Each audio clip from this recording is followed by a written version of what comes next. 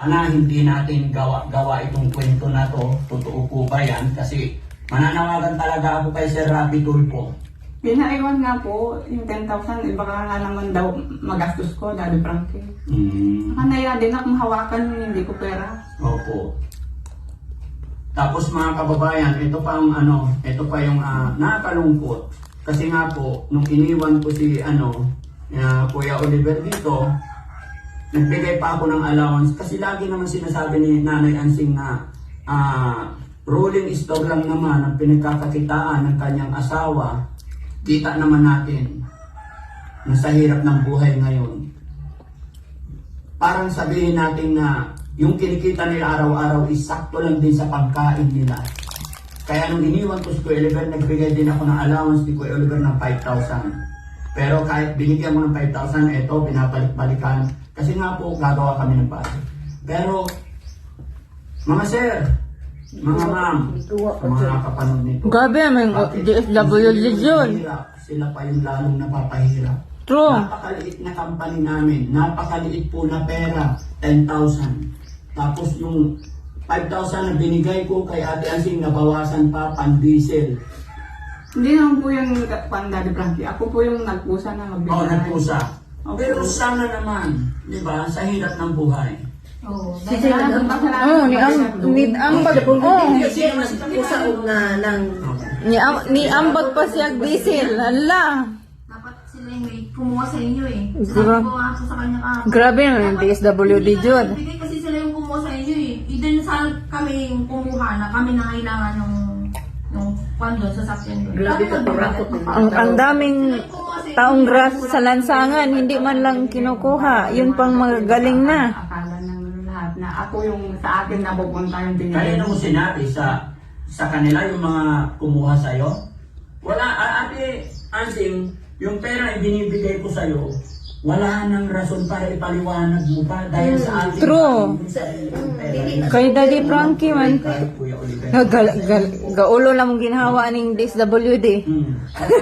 Gahapon pa. Magiging kaso. Kasi wala silang alam mga kababayan, hindi po nila alam kung ano talaga. Sorry po, ito panawagan lang. Gusto lang malinawan, matanong talaga kung bakit yung pinapirma kay Nanay Ansing at pinatanmark. Wala na, kinurap na yun. Dito sa DSWD, binawi. Diba? Nakakaawa. Ayon sa Strategy na naman ng DSWD. Napaya po ako kasi sabi po ni yung pinaka-head. Sabi po niya, ako nang magtatago, sabi po niya. Nako, delikado.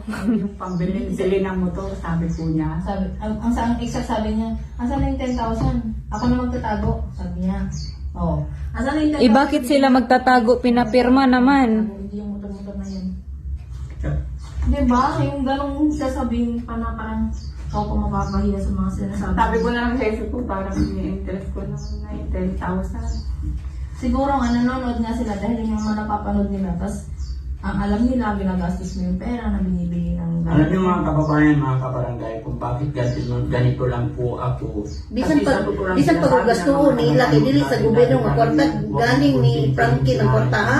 Oo. Mga kababayan, mga kabarangay, kung kayo Walang po pakialam. dito sa sitwasyon, kalagayan ng pamilyang ito, makikita niyo kung gaano kahirap. Sabi nga niya, yung bahay niya, bahay ng magulang nila, napagawa po niya ito paunti-unti nung kalakasan nagtatrabaho pa siya. Pero makikita niyo naman yung pulitong gawa or makikita natin sa bahay pa lang. Wala na kung may talagang kuaning pera o wala. sa naman ng Pilipinas. Wag ko nalipay aning gobyerno ng Pilipinas. Sa bahay na maayos. Pero nung nadatnan ko sila, butas-butas yung yero. Alam kong sobrang hirap na pinagdadaanan din nila. Kaya kahit na anong nababasa ko, ako ang namamagitan dahil ramdam ko yung hirap, pagmamahal. So kaya hindi na, sinasabihan ko din yung asawa ko, Daddy Frankie, na huwag tayong umasa kay Daddy Frankie. Tumutulong siya pero huwag natin Opo. iasa sa kanya yung kabuhayan natin. Huwag tayong maging Luoy, be, po sa Ansing, kaya dahang basher. Oh, dagag basher na sa Pero ansin. ngayon po ako naawa kay Nanay Ansing mga kababayan nung sinabi ni ate na binigyan tapos binawi. So, sana po mga kababayan, i-comment niyo po dyan para maliwanagan kami, magkaroon kami ng idea kasi hindi talaga rin nila alam. Itinatanong nila sa akin kung tiyaw mo bakit na. ano yung nangyari sa 10,000. Pinapirma tapos binawi. Instead na ipambili Dili si mo na Tulpo na imong tawagan pagkain anak ko ko lang si sa Bado. gamot, pero bakit Lawyer tutulong ka pa na doon? imong kwaon. Hindi, yung pagpunta mo pa doon, pamasahe pa. Pag yung sinabi po, pag kailangan pong pambiling kamot, Pupunta lang daw. magsasabi daw po ako sa kanila. O, ano sinabi mo? Yun, Umuo ka na lang.